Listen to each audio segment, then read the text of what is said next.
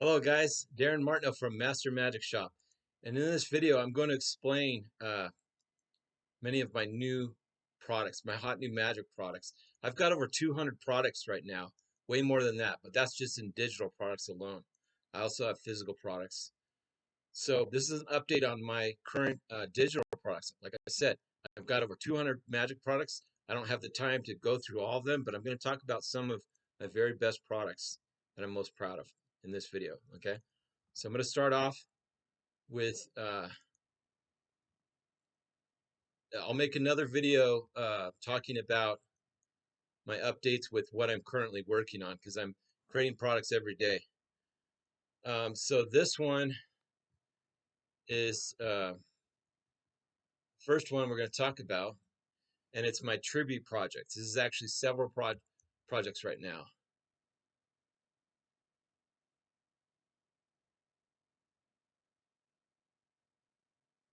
I have over 17, about 17 to 20. I was just counting them.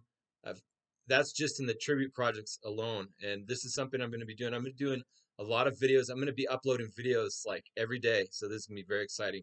I'm going to be talking about the history of magic. I'm going to be talking about the world's greatest magicians. I'm going to be talking about the best books, product, magic reviews, everything. So I've done currently right now, I'm going to talk about my tribute projects. Okay. So I did a project called a tribute to Alan Ackerman, which is my mentor. And that's one that I'm one of the ones I'm most proud of. If you want to learn magic, you've got to get a mentor, guys. How do you do that? Well, you contact your SAM or IBM, Society of American Magicians or International Brotherhood of Magicians. If not, form your own magic club. You can go online and you can go into magic forums and you can say you're looking for a mentor and you can find a magic mentor. Okay, I found my magic mentor at the Gary Darwin's Magic Club in Las Vegas when I was only 15 and a half. Okay, I've done my next tribute project on his mentor, which is Ed Marlowe, and I'm going to be doing several volumes on that because Marlowe has over 75 books and growing. It's growing all the time. Okay, Di Vernon. I did a tribute project on Di Vernon. I did one on John Scarney. I also did a separate project, which I'm very proud of, which is the Scarney Aces. And I found there's several methods in Scarney Aces. Let's talk about that for a minute. If any of you guys have Sal Pacente's expert card technique or any of his DVDs or his video projects, he shows a lot of things like this. And I remember many years ago, I was in Las Vegas and I was working at the Boardwalk Magic Shop, and that is where Dixie Dooley, an escape artist, was doing a show in that hotel. And right next door was a Monte Carlo. And Sal Pacente, he's an incredible magician, especially cards. He was the pit boss there. So he would come over on his break and he would show me these things, right? He would show me these things. And he showed me this dead cut ace thing. And now I found it in many different forms. He has it, but is that the Scarney Aces? I think that's part of it. My whole thing on the Scarney Aces, because there was an article by Richard Kaufman, which I found, and it was claiming that it was the Scarney Aces, and I think it was one of the methods. I'm not saying it wasn't, but here's my theory on this, okay? And I think that there's at least three methods because one, if it was using your own deck, okay? Two is it was a borrowed deck, and three is it was stooge. And you see, I don't want to name names because I don't want to call out methods and things like that. But if you look, you'll find different people doing different things. Okay, so there's the crimp methods, we'll call them in this category, and then there's the shuffle tracking category, and then there's sleight of hand category, and there's other categories. But in my Scarney's Aces, I show both a crimp and uncrimp method, and I also give a bonus book, which I'm not going to say what the method is. I will say it's from Jean Hugard. And because I study through these books, and I'm talking about thousands of magic books I go through, I find these gems, okay? So there's at least four right there. There's more than that. But that's one of my favorite effects, Scarney Aces. Now that's a separate project. I don't want to go off on a tangent, but that's something I'm very excited about because this is why you should read your magic books and not let them collect dust. Is because you become a better magician, you get ideas, and there's so many benefits. We'll make another video on that. Okay, so back to my tribute projects. After John Scarney and the Scarney Aces, those are two separate projects. I have Roger Klaus. He was one of the mentors of Alan Ackerman, and he was a protege of Di Vernon. Okay, and I'm happy and proud to call him my friend. He was great.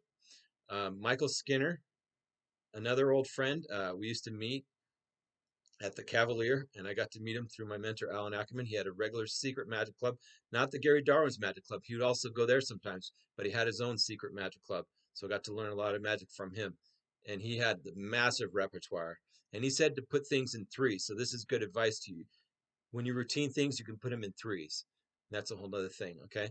My next tribute project is Hofzinser. I have a whole Hofzinser collection, and that I'm going to be adding to more. I love Hofzinser's card magic.